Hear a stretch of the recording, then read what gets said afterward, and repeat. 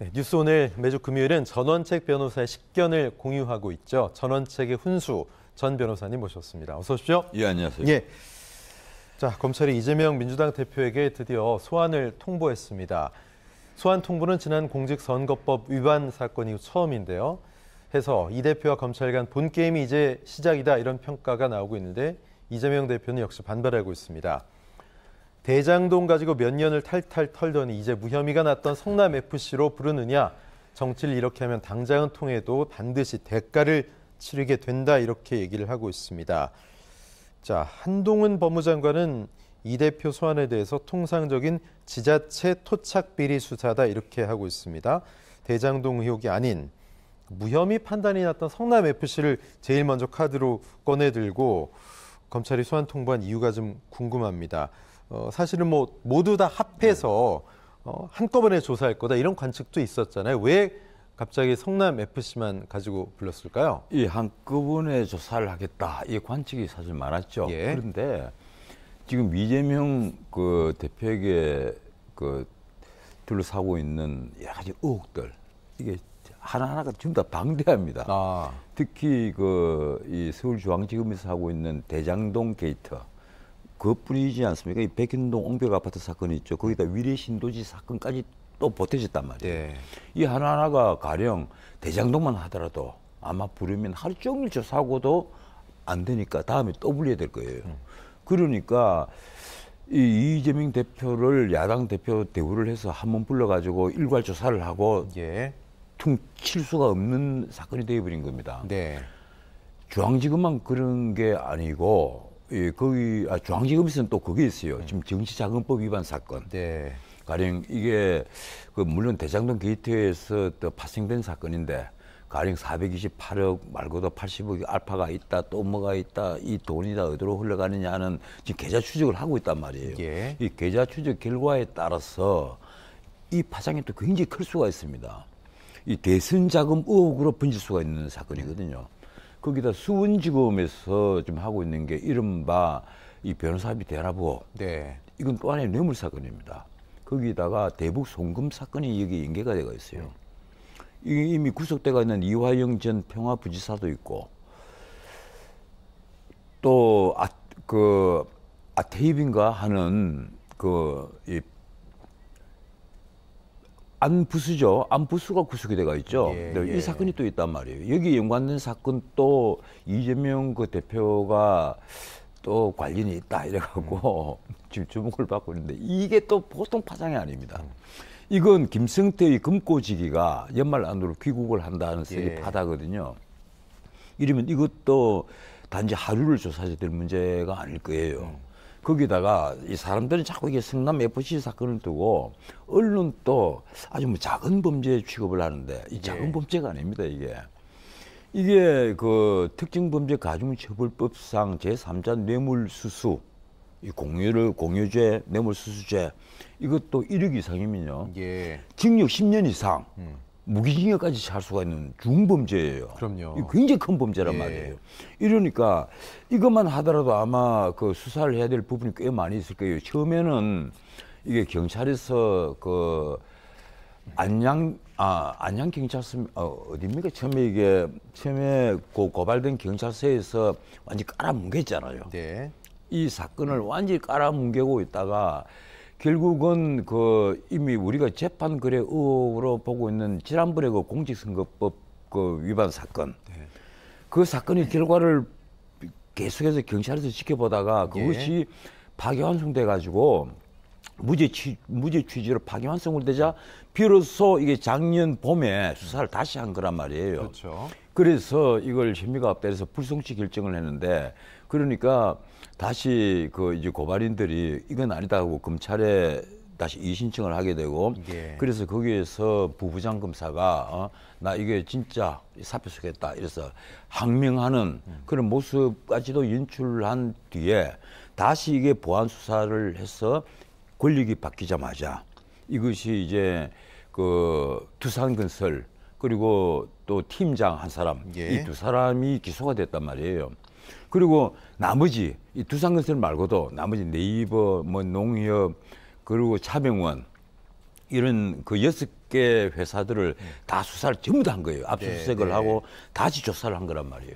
이래서 이제 그 이재명 지사를 부르는 건데 마치 이걸 가지고 이것은 아주 작은 범죄인 것처럼 얘기를 하고 또 이재명 지사가 또 하나 어제 한 얘기를 보면 자기가 윤석열 대통령이 정적이다. 정적이다는 표현을 써요. 네. 이 정적이다. 정적 제거에 힘 뺄 때냐 정적이 지금 아니냐. 예. 이래서 혐의도 뚜렷이 않은 나 이재명에게 이게 소환한다, 뭐 언제 소환한다 이런 걸 묻지 말고 지금 중범죄 혐의가 있는 대통령 가족부터 불러라. 네. 김건희 여사를 또 물고 내리신 거예요. 그런데 제가 보기에는 이번 검찰은요, 아마 스케줄이 쫙 나와 있는 것처럼 보여요. 예. 이 로드맵, 일종의 수사 로드맵이 나와 있는 것처럼 보입니다.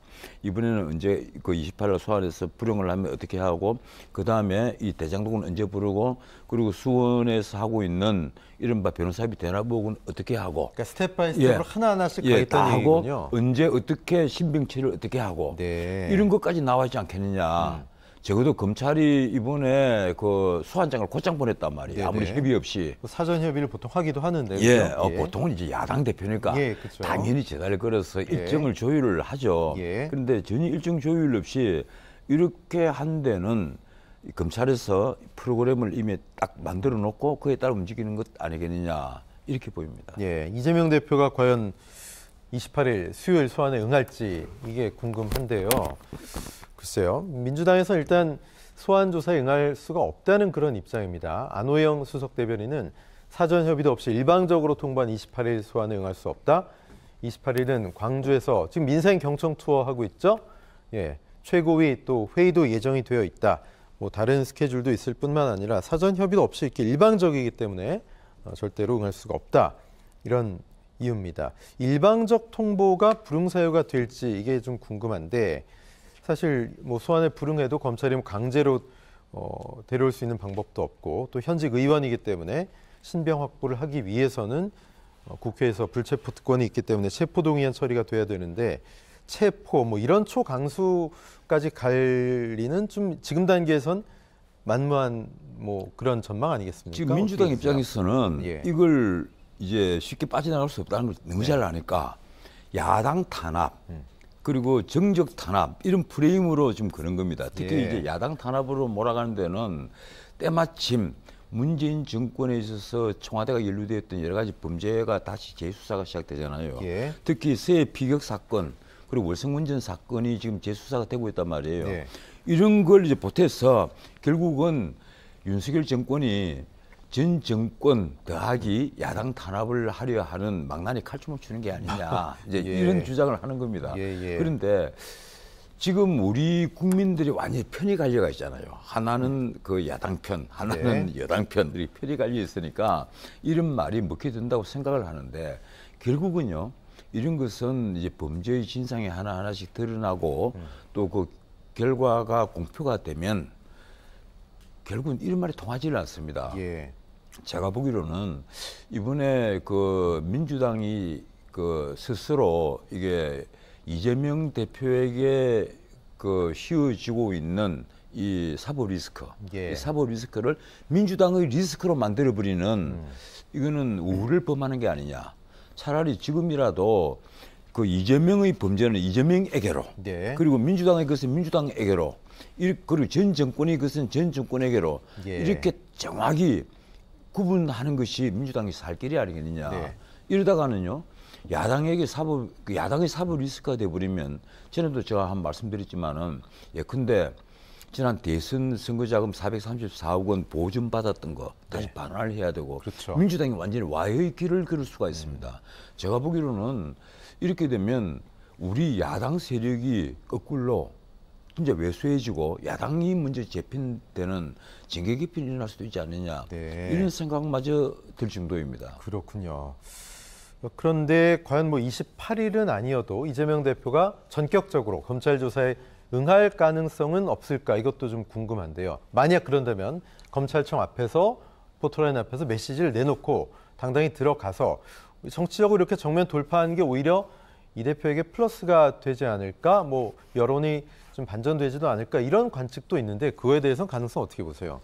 지난 9월 1일이죠. 이 공직선거법상 이 허위사실 공표를 두 건 했다 이래서 검찰에서 소환을 하니까 네. 그 이재명 대표의 반응. 그때는 이제 문자 메시지로 먼저 공개를 했잖아요. 예. 전쟁입니다. 네, 네. 그리고 민주당에서도 전쟁하자는 거냐 이런 표현을 썼습니다.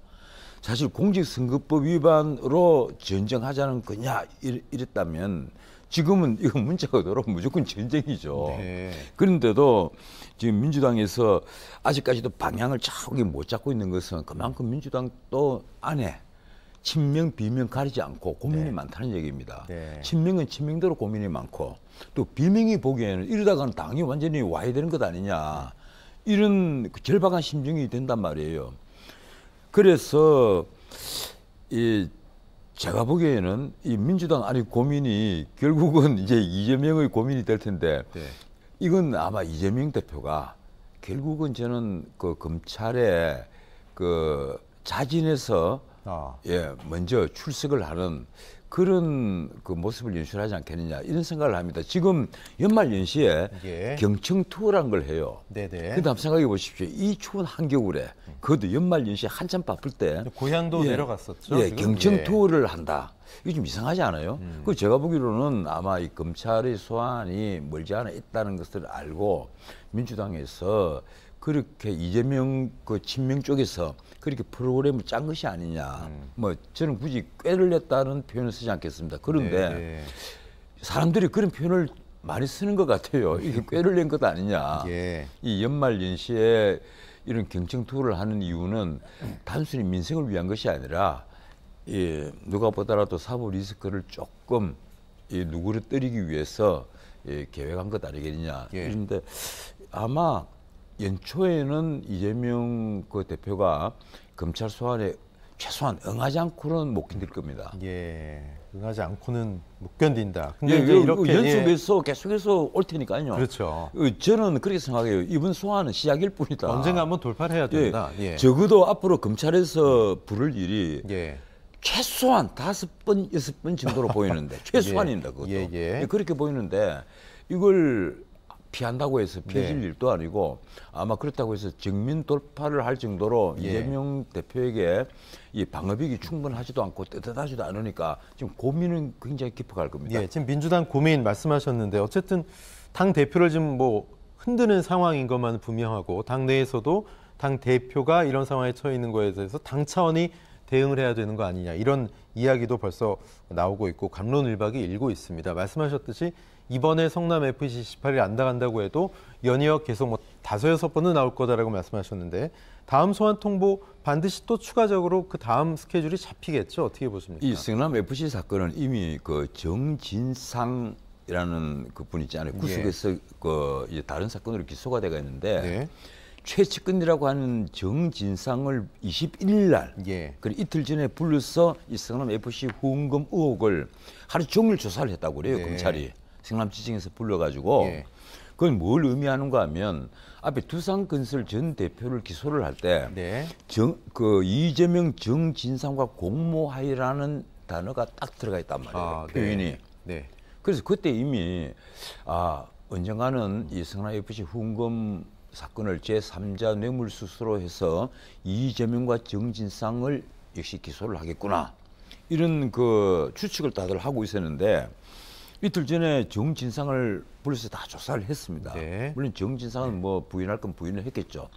그래서 이재명 당대표가 이 성남 FC 후원금 의혹 사건에 성남지청으로 그 출석하지 않는다 하더라도 가지 않는다 하더라도 예. 아마 기소는 할 수 있을 거예요.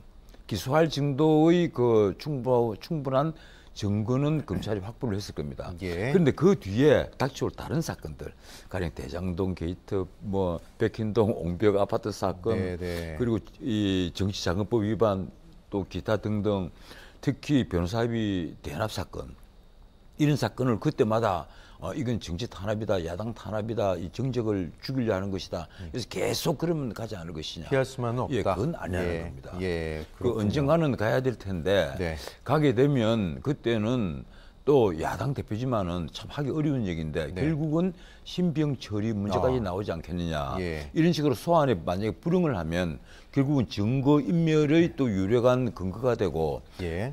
결국은 신병 처리의 그 빌미를 주는 명분을 주는 게 되지 않겠느냐. 네. 이런 생각을 합니다. 다음 달 28일 이재명 대표가 어떤 선택을 할지 좀 지켜봐야 되겠습니다.